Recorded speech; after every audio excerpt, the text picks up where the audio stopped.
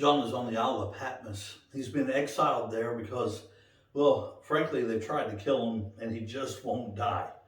And so they tried to marginalize him and decided to send him away to exile on an island where nobody could ever see him, and he could no longer have any influence in the world, or so they thought.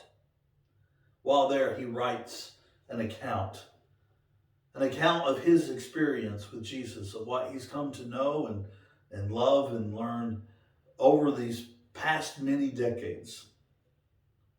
It's interesting because there's already three gospels written, and who needs yet another account of the life of Jesus? And yet John has a different perspective, and John starts not where Matthew started and not where Luke started, but rather he starts in the beginning. In the beginning was the Word, and the Word was with God, and the Word was God. And so John is writing to us about the nature of Christ from the very beginning. And in the course of this dissertation in the very first chapter, he is describing Jesus in many ways. And one of those ways is light.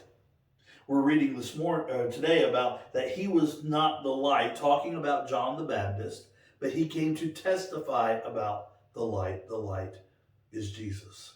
Light is very important when we come to the talking about who Christ is. It started all the way back to Genesis. All the way back to Genesis. In the beginning, God created the heavens and the earth. What's the very next thing he creates? God said, "Let there be light." And he separated the light from the darkness. Jesus later on is going to say, "I am the light of the world. A city set on a hill cannot be hidden." He's also going to tell his disciples, "Let your light shine before men, so that they may see your good works and glorify your Father who is in heaven." Jesus is that light that shines in the world. Jesus is the light that shines into the world. And not only is he the light, but as we read, he is the true light. He is the true light that comes into the world. And notice, it enlightens every person. Jesus makes himself known to every person. His light is clearly seen to every person. There's no way around knowing that we, each and every one of us, has an opportunity, has a chance to follow Jesus Christ. Because he has made himself known.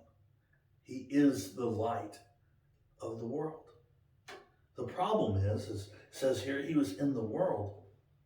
And the world came into being through him. Yet the world did not know him.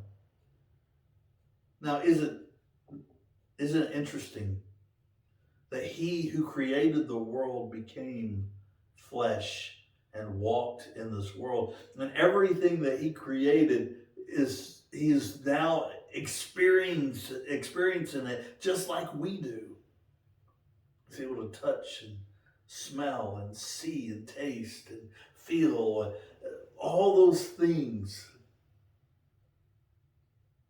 And you would think the world would be able to see him and know that this guy is something different. There's something more to him. There's something different about him. And yet, because of the sin that was in the world and the sin that's in our lives, we looked upon him and we rejected him. We diverted our eyes. Why? 1 John tells us later on that the light is always hated by the darkness. And we, before Christ, live in darkness. And so it's no wonder that we didn't know him. That's why he had to reveal himself to every person. And he came, and you would think the one group of people who would know who he is the ones that God has revealed slowly, progressively throughout time, the fact that he was coming. And so he came to his own people, and his very own people did not receive him. I think it's so easy for us that we get so used to something, or we have our own expectations, or we think something has to be a certain way, and as a result, we miss the truth and the reality of our situation. You see, we love the game of comparison, and we'll look at others and say, I'm not as bad as they are, and I'm not as bad as they are. And yet the reality is we are wearing filthy rags. We are dirty. We are sinful. And we can't even see it until the light shines upon us. When the light shines upon us, then we have an opportunity, we have a choice that we can accept Jesus Christ to wash us clean.